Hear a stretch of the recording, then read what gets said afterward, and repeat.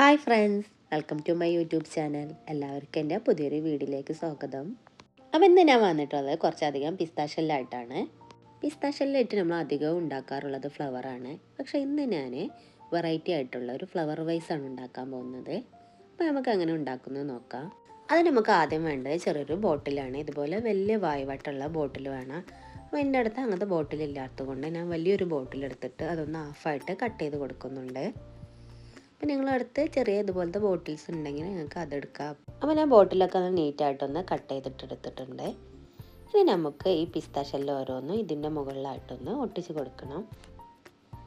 ഞാനിപ്പോൾ ഒട്ടിക്കാൻ ഉപയോഗിക്കുന്നത് ഗ്ലൂ ഗണ്ണാണ്. ഗ്ലൂ ഗണ്ണ് ഇല്ലെങ്കിൽ ഒരു പ്രശ്നമില്ല. ഞങ്ങളടുത്തുള്ള ഗ്ലൂ ഏതാണെന്ന് വെച്ചിട്ടുണ്ടെങ്കിൽ അതെടുത്താൽ മതി. ഗ്ലൂ ഗണ്ണാകുമ്പോൾ ഒന്നും കൂടി എളുപ്പത്തിലൊന്ന് ഒട്ടിക്കിട്ടും. പിസ്താഷെല്ല് ഞാനിപ്പോൾ ഒട്ടിച്ച് കൊടുക്കുന്ന പോലെ അതിൻ്റെ ആ കൂർത്ത ഭാഗമില്ല, അത് മുകളിലോട്ടാക്കിയിട്ട് വേണം ഒട്ടിച്ച് കൊടുക്കാൻ. ഞാനിപ്പോൾ ഒരു ലെയർ കംപ്ലീറ്റ് ചെയ്തിട്ടുണ്ട്. ഇനി അതിൻ്റെ താഴെ തന്നെ അടുത്ത ലെയർ ഇതുപോലെ തന്നെ സെയിം എങ്ങനെയാണ് നമ്മൾ ഒട്ടിച്ചത് അതേപോലെ തന്നെ ഒന്ന് ഒട്ടിച്ച് കൊടുക്കുക. അപ്പോൾ ഗ്ലൂ അപ്ലൈ ചെയ്യുമ്പോൾ നിങ്ങൾ നല്ല തിക്കായിട്ട് തന്നെ അപ്ലൈ ചെയ്ത് കൊടുക്കണം, ഇല്ലെങ്കിൽ അത് പറഞ്ഞു പോരാൻ സാധ്യത ഉണ്ട്. അതുകൊണ്ട് നല്ല കട്ടിയിലൊന്ന് തേച്ച് കൊടുക്കുക, ഒട്ടും പിശുക്ക് കാണിക്കാതെ, അല്ലെങ്കിൽ നമുക്ക് പണി കിട്ടും.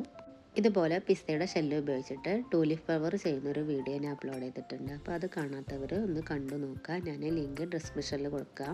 ഞാനിപ്പോൾ ഫുള്ളായിട്ടൊന്ന് കംപ്ലീറ്റ് ചെയ്ത് എടുത്തിട്ടുണ്ട്. ഇനി നമുക്ക് ഇതിന് കളർ ചെയ്ത് കൊടുക്കണം. ഞാനിപ്പോൾ യെല്ലോ കളറാണ് എടുത്തിട്ടുള്ളത്. അത് ഫുള്ളായിട്ടൊന്ന് അപ്ലൈ ചെയ്ത് കൊടുക്കണം. ഞാനിപ്പോൾ ഫുള്ളായിട്ട് കളർ ചെയ്ത് എടുത്തിട്ടുണ്ട്. ഇനി നമുക്ക് വേണ്ടത് ഇതുപോലത്തെ വൈറ്റ് ബോൾസാണ്. ഈ ബോൾസ് ഓരോന്നായിട്ട് നമുക്ക് ഈ പിസ്താഷെല്ലിൻ്റെ ഇടയിൽ ഗ്യാപ്പ് കാണുന്നില്ല, അവിടെ ആയിട്ട് നമുക്കൊന്ന് ഒട്ടിച്ച് കൊടുക്കാം.